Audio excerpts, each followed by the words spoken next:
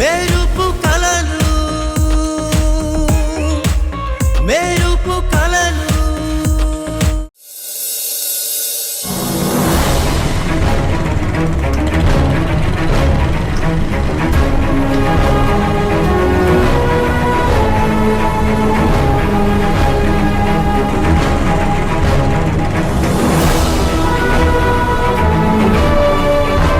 Morning నుండి పాపం disturb లో ఉంది. లీవ్ కూడా ఇవ్వలేదు. ఆ కోపంతో భోజనం కూడా చేయదు. ఎలాగైనా తినిపించాలి. ఇదేంటి భోజనం తినకుండా ఏడుస్తూ కూర్చుంటుంది అనుకుంటే ఎక్కడికో వెళ్ళినట్టుంది. సీను సార్, ఇలా రా. వస్తున్నాను సార్. రా సార్, మేడం ఎక్కడికి వెళ్ళింది? తెలీదు సార్, ఇందాక నుంచి సీట్లో లేరు. మరి ఎక్కడికి వెళ్ళి ఉంటుంది? క్యాంటీన్లో ఉందా? క్యాంటీన్లో కూడా లేరు సార్. సరే నువ్వు వెళ్ళు. అలాగే సార్. ఎక్కడికి వెళ్ళుంటుంది?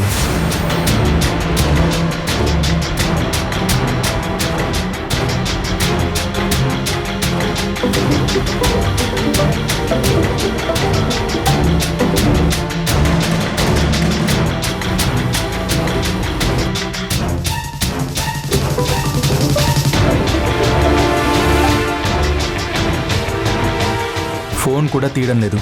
ఎక్కడికి వెళ్ళింది?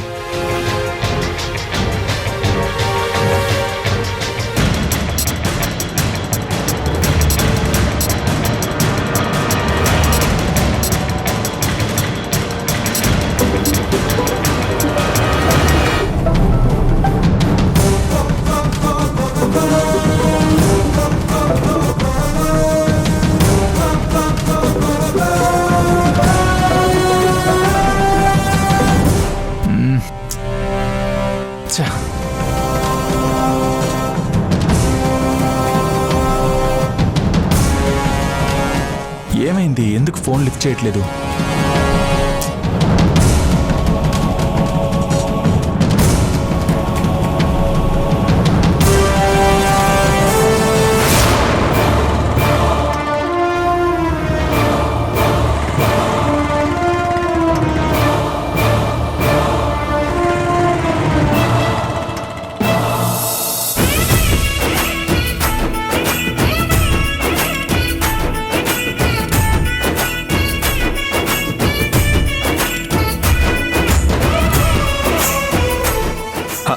రా సంగీత, ఇదంతా మనదే.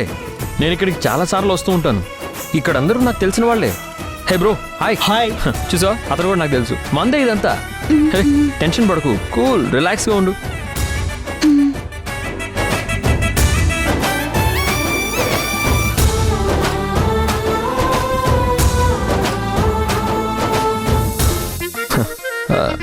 వైట్ అండ్ వైట్ కుర్తాలో వస్తున్నాడంటే ఖచ్చితంగా ఈయనే అయి ఉంటాడు. దీనంతటికీ హెడ్. ఇతను నాకు తెలిసినట్టు బిల్డప్ ఇస్తే సరిపోతుంది. ఎస్. బాబాయ్, ఇలా రండి. ఏంటి బాబాయ్ చూసి చూడనట్టు అలా వెళ్ళిపోతున్నావు? ఏంటి బాబాయ్, నన్ను గుర్తుపట్టావా? లేదు బాబు, గుర్తుపట్టలేదు. ఎవరు నువ్వు? ఏం కావాలి? నేను బాబాయ్ చక్రీని.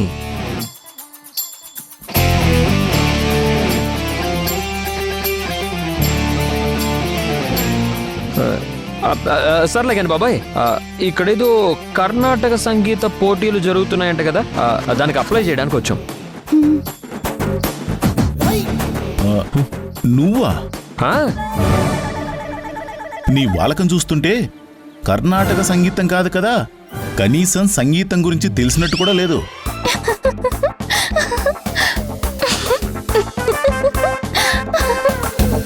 అంత వెటకారం వద్దులే బాబాయ్. బాబాయ్ కదా, అలాగే సరదాగా ఉంటాడు. నువ్వేం పట్టించుకోవద్దు. ఎవరు నీకు బాబాయ్? వచ్చినప్పటి నుంచి చూస్తున్నాను బాబాయ్ బాబాయ్ అంటూ ఎక్కువ చేస్తున్నావు. ముందు అసలు విషయం ఏంటో చెప్పి తగలడు. నమస్కారం అండి. నేను కర్ణాటక సంగీతం నేర్చుకున్నాను. మీరు పెడుతున్న పోటీలలో పార్టిసిపేట్ చేద్దాం అనుకుంటున్నాను.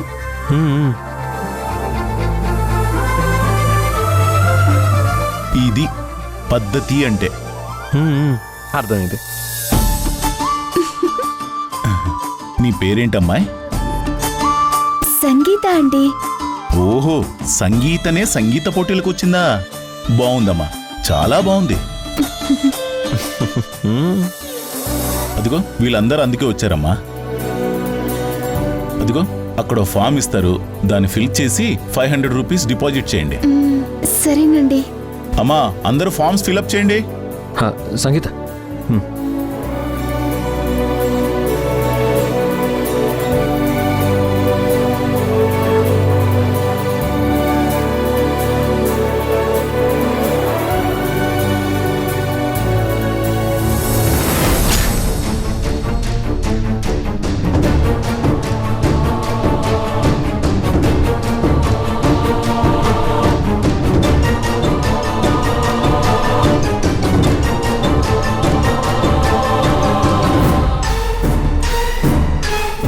థ్యాంక్ యూ అండి. మ్.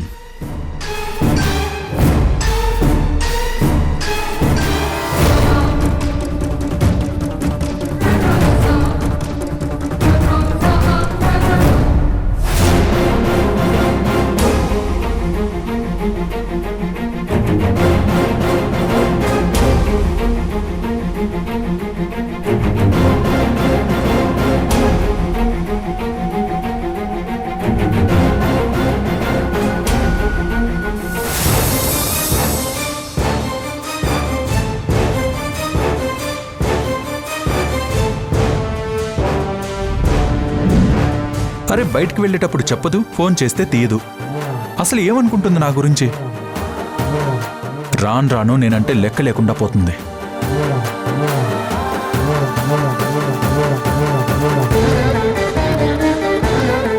ఎక్కడికి పోయి ఉంటుంది? ఏం ఘనకార్యాలు చేస్తుంది?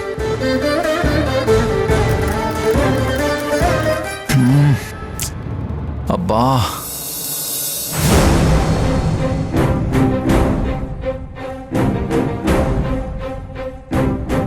వీళ్ళంతా పార్టిసిపెంట్స్ లా ఉన్నారు. ఇక్కడ ఎవరిని అడగాలి? ఏంటమ్మా, పార్టిసిపేట్ చేయడానికి వచ్చారా? లైన్లో నించోండమ్మా. ఇక్కడ కర్ణాటక సంగీతం పోటీలు జరుగుతున్నాయని చెప్పారు. ఇది అదేనా సార్? అవునమ్మా, ఈ రోజే లాస్ట్ డేట్. చెప్పండి, మీరే పార్టిసిపేట్ చేస్తారా? అయ్యో, నేను కాదండి, మా చెల్లెలు సంగీత. తన కోసమే నేను వచ్చాను. ఏ పేరు అన్నారు? సంగీత. సంగీత? సంగీత అండి. మీరు తన కోసమైతే మళ్ళీ అప్లై చేయాల్సిన అవసరం లేదమ్మా.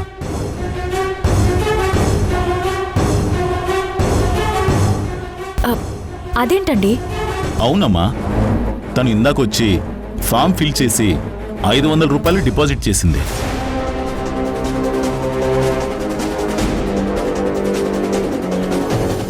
మా చెల్లి రావడం ఏంటండి? తను ఇంకెవరో అయి ఉంటారు. తను మీ చెల్లి కాకపోతే ఓకే గాని మీ చెల్లెలైతే 2 అప్లికేషన్స్ అవుతాయి. అలా అవ్వకూడదమ్మా.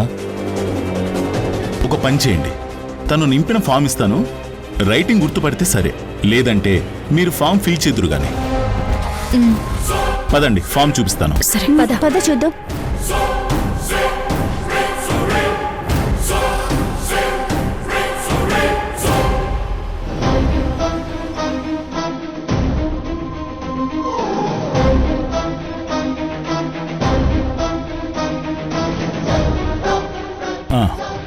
ఇదిగమ్మా చూడు.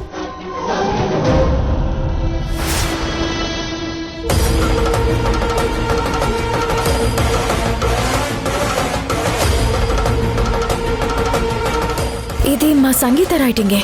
నేను చెప్పానా అమ్మా, తను మీ చెల్లెలే అని? ఇప్పుడు చూసారా మీరు ఎలా గుర్తుపట్టారు? తను 500 రూపాయలు కూడా డిపాజిట్ చేసిందా? అవునమ్మా.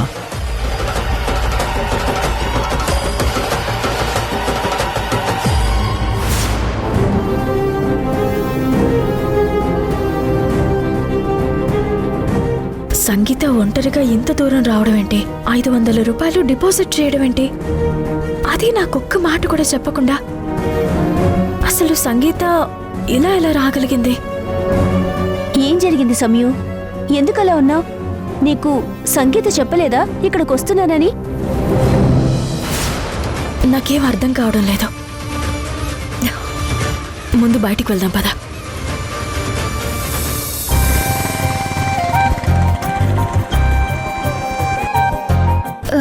ఇంటికి వెళ్ళాలి కదా. ఇక్కడెందుకు ఆపావు? ఇంటికి వెళ్దాం పదా. అబ్బా ఎప్పుడు ఇంట్లోనే ఉంటావు కదా, అనుకోకుండా ఈరోజు బయటకు వచ్చావు, కాసేపు టైం పాస్ చేసి వెళ్ళు. కొబ్బరి బొండం తాగుదాం. అలాంటిదేమొద్దు, మనం ఇంటికి వెళ్దాం. సరే సరే, వాటర్ బాటిల్కి అప్లై చేసావు కదా, ట్రీట్ ఇస్తావేమో అనుకున్నాను. పైగా నాకు కాస్త దాహంగా ఉంది. కొబ్బరి బొండం తాగితే బాగుంటుంది కదా అనుకున్నాను, కానీ నువ్వేమో వద్దంటున్నావు. పాపం, నా కోసం ఇంత దూరం వచ్చాడు కదా, ఈ మాత్రం చేయకపోతే ఏం బాగుంటుంది.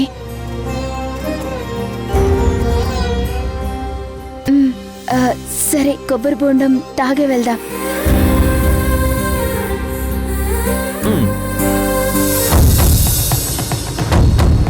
అన్న 2 కొబ్బరి బొండాలు కొట్టు. 2 సరే.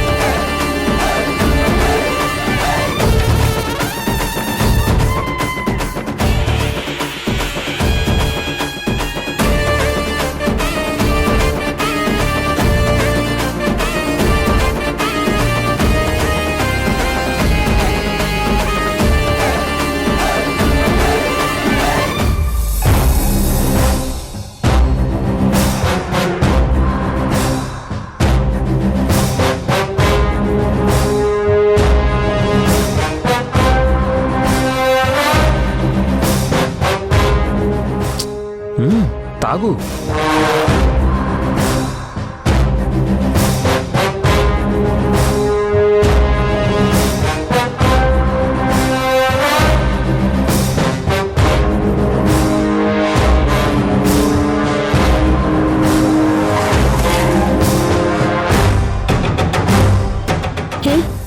ఇంకా అదే ఆలోచిస్తున్నావా సమయు? వదిలేవే. లేదు, తను ఒంటరిగా వచ్చి పాటల పోటీలకి అప్లై చేసిందంటే మొదట ఆశ్చర్యంగా అనిపించినా, ఆలోచిస్తుంటే తనొక్కతే వచ్చి ఇలా చేసినందుకు చాలా సంతోషంగా ఉంది. ఎప్పుడు అక్క ఇది కావాలి అది కావాలి అని అడుగుతుందే తప్ప ఇలాంటి పనులు ఎప్పుడూ చేయలేదు. ఇంటి పక్కనున్న షాప్కి కూడా చెప్పి వెళ్లే సంగీత చెప్పకుండా ఎంత దూరం ఎలా వచ్చిందా అని ఆలోచిస్తున్నానే. నువ్వు బిజీగా ఉన్నావని మీ అత్తయ్యకి చెప్పుంటుంది లేవే. అవును, అత్తయ్యకి చెప్పకుండా అసలు కాలు కూడా బయట పెట్టదు. ఇన్ని రోజులు ఏదైనా బయట పనులు చెప్పాలంటే చిన్న పిల్లలా కనిపించేది. కానీ ఇప్పుడు తను కూడా ఆలోచించే స్థాయికి వచ్చింది.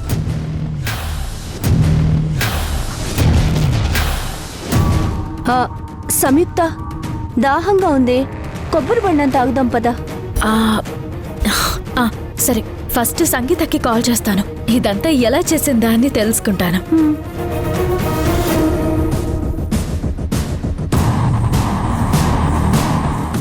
కదా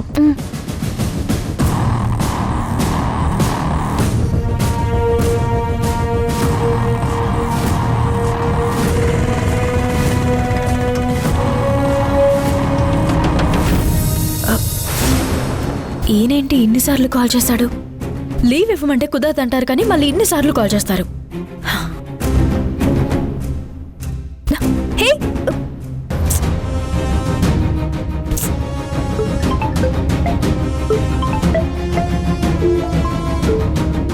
మేడం గారు ఇన్నిసార్లు ఫోన్ చేస్తే తీయలేదు, కానీ ఇప్పుడు టైం దొరికిందన్నమాట. చెప్తాను. హలో, ఏంటి ఇన్నిసార్లు ఫోన్ చేశావు? ఏదైనా అర్జెంట్ వర్కా? అసలు ఎక్కడికి వెళ్ళావు నువ్వు? ఎన్నిసార్లు ఫోన్ చేసినా తీవేంటి? అసలు ఎంత టెన్షన్ పడ్డానో తెలుసా? భోజనం చేయకుండా వెళ్ళిపోయావు. సారీ.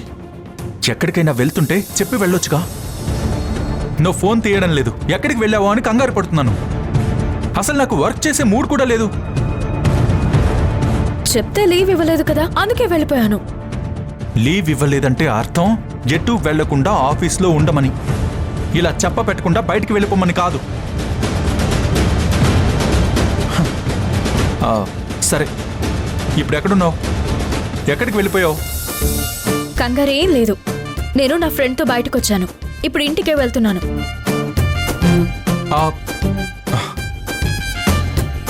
అబ్బా, ఛ.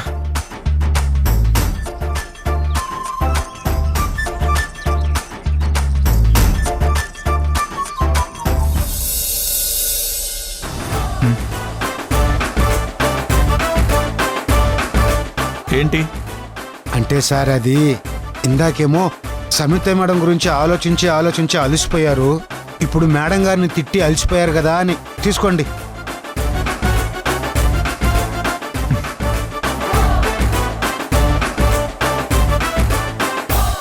ఎంతైనా మీ బావకి నువ్వంటే చాలా ప్రేమ సమయు.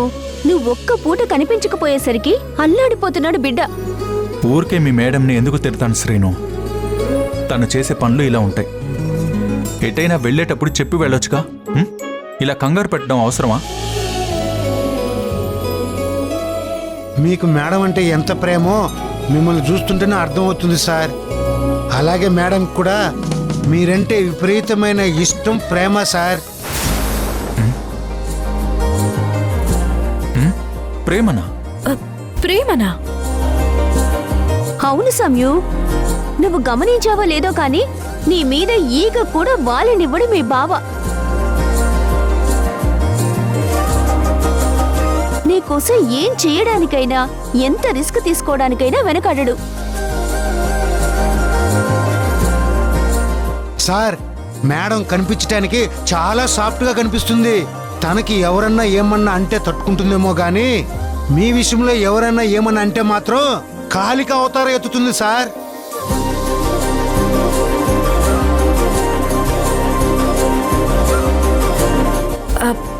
లేదు లేదు, అలాంటిదేం లేదు. మేమంటే అభిమానం ఉంది, కానీ అది నా మీద ప్రేమ కాదు. నీకోసం చెయ్యని నేరాన్ని మోసాడు.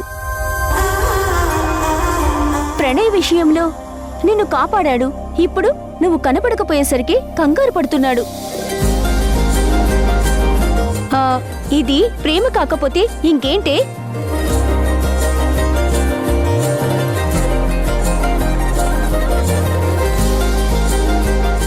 అవును సార్, అది ప్రేమే.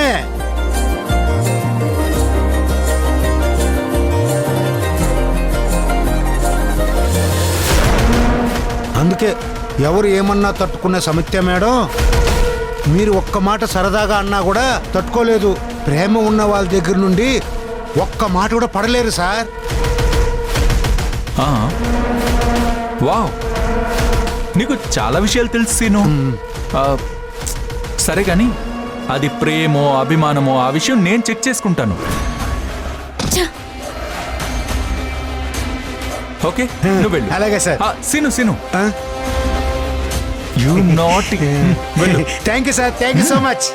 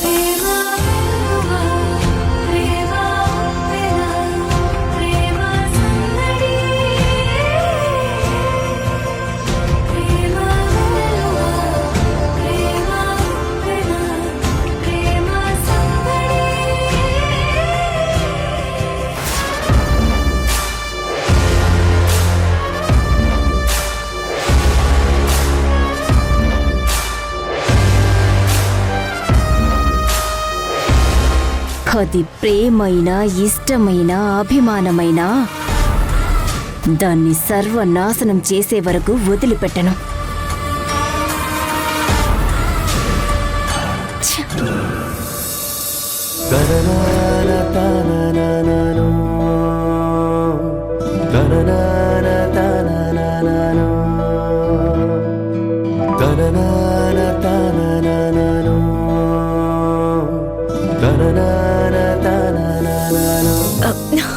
నువ్వెంత చెప్పినా నేను కన్విన్స్ అవ్వలేకపోతున్నానే. ఎందుకంటే ఇంతకు ముందు ప్రేమ విషయంలో ఒక పెద్ద పొరపాటు జరిగింది.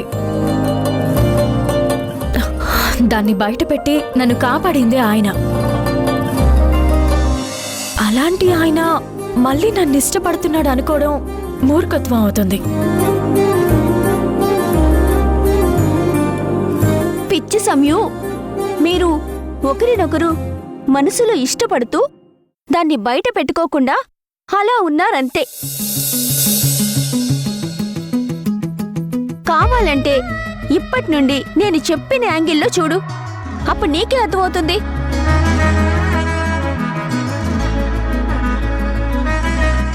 ఒకవేళ ఇది చెప్పినట్టు ఆయనది ప్రేమే అయితే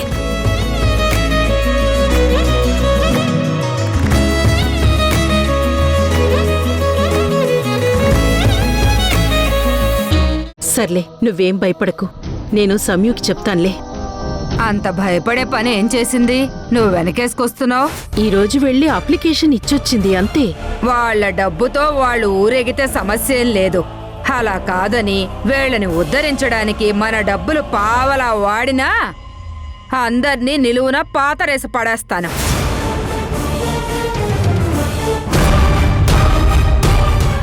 నేనున్నాను కదా. థ్యాంక్స్ అత్తయ్య. ఏం జరుగుతుంది?